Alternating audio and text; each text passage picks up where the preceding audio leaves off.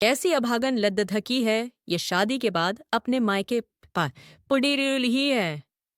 खुशबू aunty Rubina को घर से निकलते हुए देखती है तो उसके दिल में टीस उठती है। लेकिन तभी पूजा आंटी अपने कलेजे का आग उगलने लगती है। अभागन नहीं, करम जली है, करम जली। जो अपने पति को काबू में रखना नहीं जानती, वो कैसी औरत भला बोझ बनकर बैठी है अपने दादा के। देखो तो इतना बड़द्धा कांड करके आई है ससुराल से, और मजाल है कि नजरें झुका के चले। ऐसी औरतों को तो जिंदा आग लगा देना चाहिए। रुबीना के कानों में ये सारी बातें जा रही थीं, लेकिन उसके बस में अब कुछ नहीं था सिवाय ऐसे कठोर शब्द सुनकर बर्दाश्त करने के। उसने एक नज़र घूर कर पूजा आंटी की तरफ देखा और फिर दादाजी को बाय बोलकर घर से निकल गई। रुबीना दिखने में काफी खूबसूरत थी। दूधिया रंग आंखों में, काजल होंठों पर हल्क रंग की लिपस्टिक और माथे पर बहुत छोटी सी बिंदी लगाया करती थी। ऑटो ऑटो, भैया राजू कॉलेज जाना है। रुबीना को गली में ऑन्टो नहीं मिलती तो मेन रोड तक आती है, तब जाकर उसे एक ऑन्टो मिलता है। बचपन से हम लद्दत दहकियों को सिखाया जाता है कि हमारा असली घर वो होगा जो शादी के बाद अपने पति से मिलेगा। शादी के बाद जिंदगी बदल जाती है, इसका अंदाजा तो था मुझे, लेकिन इतनी और इस कदर बदल जाएगी ये मैंने सपनों में भी नहीं सोचा था। जैसे ही रुबीना ऑटो में बैठती है, उसे पूजा आंटी की बातें याद आने लगती हैं, और फिर उसकी यादें उसे उस पल में ले जाती हैं जिसे रुबीना कभी भूल कर भी याद नहीं करना चाहती थी। 2 साल पहले, पापा मुझे इतनी जल्दी शादी नहीं करनी, अभी तो मेरी मास्टर खत्म हुई है, नेट का एग्जाम तो देने देते। रुबीना घर पर नहीं थी जब उसके लिए रिश्ता आया था। जैसे ही उसे ये बात पता चलती है तो वो अपने पापा से नाराज हो जाती है। देख लाडो, मैंने कभी तुझे पढ़ाई करने से रोका तो है नहीं, और न ही राज रोकेगा। तेरी माँ होती तो मेरे सर इतनी बड़ी जिम्मेदारी नहीं होती। आप कैसे कह सकते हो कि वो लद का जो भी है वो मुझे नौकरी करने देगा। रुबीना को शादी से दिक्कत नहीं थी, उसके लिए उसका करियर जरूरी था। इसलिए वो हर हाल में श्योर होना चाहती थी कि शादी उसके करियर के बीच नहीं आएगा। तेरी बुआ के ससुराल से लद्दहका आया है। अच्छा है, बुआ पर नहीं मुझ पर तो भरोसा है ना। रुबीना के पिता की आंखों में आंसू आ जाते हैं। एक तरफ तो वो अपनी एकलौती बेटी को विदा नहीं करना चाहते थे, दूसरी तरफ उन्हें समाज में भी मुंह दिखाना था, और उसके लिए शादी कराना जरूरी थी। ठीक है, अगर आप इतना कह रहे हैं तो मैं एक बार मिल लेती हूँ, लेकिन लेकिन अगर मुझे जरा भी लगा कि वो मुझे नौकरी करने नहीं देगा तो मैं शादी नहीं करूंगी। रुबीना ने बच्चों की तरह मुंह बनाते हुए कहा। उसे पता था भले ही उसके पापा और दादू उसे कितने ही लाड प्यार से रखें, पर समाज के भी कुछ नियम कानून होते हैं जिन्हें मानना पीढ़ी देता है। और उसकी माँ नहीं है तो लोग उसके पापा को ही हर बात के लिए दोषी ठहराते आए हैं। वो नहीं चाहती थी कि शादी की बात के लिए भी उसके पापा को ताने सुनने पीढ़ी दे। रुबीना अपने कहे मुताबिक एक दिन बाद आकाश से मिलने चली जाती है। आकाश को देखकर और बातें सुनकर उसे लगा जैसे उसे एक परफेक्ट पार्टनर मिल गया है। दिखने में तो हैंडसम है ही, बातें भी मीठी करता है। पहली बार रुबीना को उसकी बुआ अच्छी लग रही थी, नहीं तो बचपन से आज तक तो उसने अपनी बुआ से सिर्फ अपनी माँ और अपने लिए ताने और लानत ही सुना है। रुबीना घर आकर शादी के लिए हामी भर देती है। दिन निकलवा कर चट मंगनी चट ब्याह हो जाता है। सब बहुत खुश थे। कम से कम रुबीना को दिखा तो यही रहे थे कि उसकी शादी से उसके पापा और दादू बहुत खुश हैं। रुबीना इस बात से अनजान थी कि आकाश भले ही दिखने में बहुत अच्छा हो, लेकिन दहेज के नाम पर 25 लाख रुपए और एक कार ली है। दहेज पूरा करने में रुबीना के पापा का दम निकल गया था। पता नहीं कितनी एफडी तुद्धवाई उन्होंने, और करें भी क्यों न भला। एक ही तो बेटी है उनकी, पैसों का मोल बेटी से ज्यादा थोड़े ही है। बेटी खुश रहे और क्या चाहिए। पापा, आपके लिए मैंने शादी कर ली, पर आपको भी मेरे लिए अपना और दादू का ख्याल रखना होगा। अपनी दवाई समय से लेनी होगी, और हर दिन फोन पर बात करेंगे। ये नहीं कि विदा कर दिया तो भूल ही गए। रुबीना की आंसू रुक ही नहीं रहे थे विदाई के वक्त, लेकिन फिर भी वो अपने दिल की हर बात बोल देना चाहती थी। पूरी शादी में उसके पापा ने भागदौड़ दे के दौड़ाट करके सब काम संभाला, लेकिन विदाई के वक्त उनकी आंखों में भी आंसू आ ही गए। वो छह आकर अपना दुहक छुपा नहीं पाए। इकलौती बेटी कलेजे का टुकड़ा थी, जिसे वो आज किसी और को दान कर चुके थे। रुबीना ने दादाजी के पैर छूकर आशीर्वाद लिया और फिर गले लगकर रोने लगी। दादू देखो ना, मुझे इतनी दूर भेज रहे हैं। मैं कैसे रहूंगी आप लोगों के बिना? बेटा कहाँ दूर जा रही है, जब मन करे आ जाना। चल अब रोना बंद कर, नहीं तो मैं तुझे जाने नहीं दूंगा। रुबीना के दादाजी ने माहौल को थोड़ा हल्का करने की कोशिश की।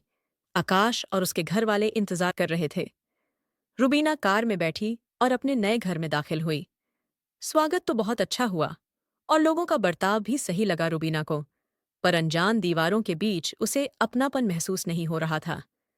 चंद रीति रिवाजों के बाद रुबीना को उसकी सुहागरात की सेज पर बैठा दिया गया। उसके अंदर एक हलचल चल रही थी।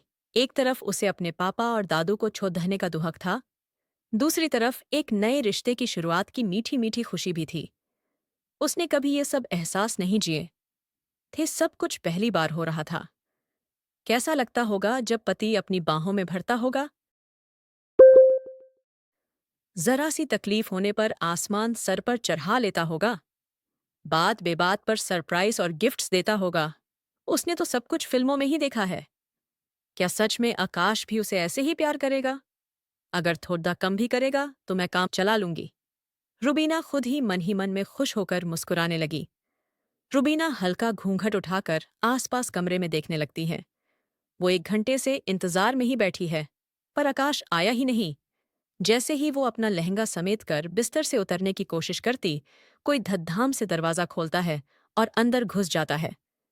रुबीना हद बदला कर फिर से अपनी जगह पर बैठ जाती है। घूंघट की आदश में रुबीना को बस जूते नजर आ रहे थे। वो समझ जाती है कि आकाश ही है। आपने आने में देर कर दी, अभी मैं फोन करने ही वाली थी। आकाश का कोई जवाब नहीं आया, पर उसके कदम धीरे धीरे रुबीना की तरह बढ़क रहे थे और रुबीना की एक्साइटमेंट के मारे चेहरे से लाली जा ही नहीं रही थी। जैसे ही आकाश बिस्तर पर रुबीना के सामने बैठा, रुबीना की सांसें 1 सेकंड के लिए थम गई। उसे पता था आकाश उसका घूंघट उठाएगा, प्यार भरी बातें करेगा और उसे एक तोहफा भी देगा। वो बहुत खुश थी। उसने अपनी सुहागरात के लिए बहुत से सपने सजाए हुए थे। आकाश ने घूंघट उठाया। रुबीना ने अपनी नजरें नीची की हुई थी। बहुत खूबसूरत हो तुम रुबीना, बिल्कुल किसी परी की तरह लगती हो। तुम्हें बड़िद्ध है, नाजों से पाला है। तुम्हारे पापा ने। रुबीना शर्म के मारे नजर ऊपर कर ही नहीं पा रही थी। उसे लग रहा है उसकी नजरें मिलेंगी तो आकाश और उसका किस हो जाएगा। उसने पलके झुकाए हुए ही कहा, हाँ पापा ने मेरी खुशी में कोई कमी नहीं आने दी। रुबीना को उम्मीद थी कि अब उसे एक तोहफा मिलने वाला है, पर इस बार उसकी उम्मीद के विपरीत कुछ ऐसा हुआ जो उसने सपने में भी नहीं सोचा होगा।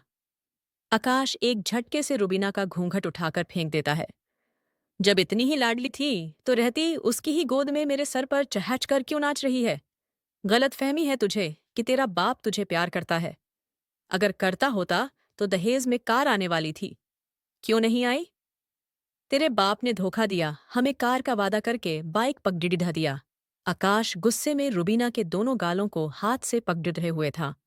रुबीना को पहले कुछ सेकंड तक समझ ही नहीं आया कि उसके साथ क्या हुआ। वो बस बढ़ती आंखें फाड़ कर आकाश को देख रही थी। जैसा उसने सोचा था, ये तो वैसी सुहागरात नहीं थी। आकाश की आंखों में रुबीना के लिए प्यार तो दिख ही नहीं रहा था, वहां तो सिर्फ एक गुस्सा, एक नफरत थी। दूसरा झटका उसे तब लगा जब उसे एहसास हुआ कि उसके पापा ने उससे दहेज की बात छुपाई है। और सबसे बड़ा झटका उसे तब लगा जब उसे महसूस हुआ कि जैसा पति वो चाहती थी अपने लिए, जैसा उसने सोचा था कि आकाश है, वैसा तो यहाँ कुछ है ही नहीं। आकाश प्यार करना तो दूर, तमीज से बात भी नहीं कर रहा था। रुबीना को दर्द हो रहा था, लेकिन आकाश ने उसके गाल दबाए हुए थे तो वो कुछ बोल नहीं पा रही थी। उसकी आंखों से आंसू बहने लगे थे। मेरे सामने ये नाटक सब नहीं चलेगा, चुप करके बैठ। आकाश ने रुबीना का गाल झटके से छोड़ दिया, शाह दिया और अपना शेरवानी खोलने लगा। रुबीना को समझ नहीं आ रहा था कि वो क्या बोले। वो जहां थी वहीं जमी खडिड ही रही। अब घूर क्या रही है, उतार अपना ये ताम झाम, सुहागरात नहीं मनानी क्या? आकाश अपनी शेरवानी उतार कर फेंक चुका था। तभी उसकी नज़र रुबीना पर पड़ी थी, जो बुत की तरह खददही थी, तो उसे और गुस्सा आ गया। रुबीना ने कुछ कहने के लिए मुंह खोला, पर बात पूरी नहीं कर पाई। आकाश, मुझे लगता है हमें पहले एक दूसरे को समझ लेना। आकाश तेजी से रुबीना के करीब आया और जोर से उसे किस करने लगा। रुबीना को दर्द महसूस होने लगा। उसने अपने हाथों से उसे रोकने की कोशिश की, तो आकाश ने उसके दोनों हाथ पीछे करके पक डी की सीधे अच लिया, फिर झटके से घुमाया और लहंगे का ब्लाउज फाड़ दे दिया। ये क्या कर रहे हो? रुबीना ने अपने दोनों हाथ अपनी छाती से लगा लिया और कुछ दूर पीछे हो गई। रुबीना को एहसास हुआ कि आकाश ने शराब भी पी हुई है। वो बहुत डर गई थी, पर इस हालत में अभी वो कहाँ जाती, किसे बुलाती अपनी मदद के लिए? रुबीना कुछ और समझ पाती उससे पहले ही आकाश ने उसका गला पकड़ था और एक जोरदार थप्पड़ देते डी लगाया और बिस्तर पर गिरा दिया। दहेज पूरा नहीं मिला तो क्या सुहागरात के मजे भी पूरे न लूं? चुपचाप पौडी ढी रह। उसके बाद तो रुबीना ने कुछ सोचना समझना ही छोड़ दिया। टिडिया पूरी रात आकाश ने अपनी हवस निकाली और जब मन भर गया तो कमरे से चला गया। रुबीना एक जिंदा लाश की तरह उसी बिस्तर पर पुड़ी ढही थी। मेरे साथ ही क्यों? क्या गुनाह किया मैंने जो मुझे इस तरह रौंदा गया? क्या कहूंगी मैं अपने पापा को कि उनकी लाडो के साथ क्या हुआ? कहानी पढ़ने के बाद अपनी राय जरूर साझा करें। दोस्तों, अगर आप लोगों को मेरी यह वीडियो पसंद आई हो तो चैनल को सब्सक्राइब जरूर कर ले और बेल नोटिफिकेशन ऑन कर ले। दोस्तों, प्यारा सा कमेंट करके बताएं कि आपको मेरी स्टोरी कैसी लगी। कल मिलेंगे एक और वीडियो के साथ। धन्यवाद।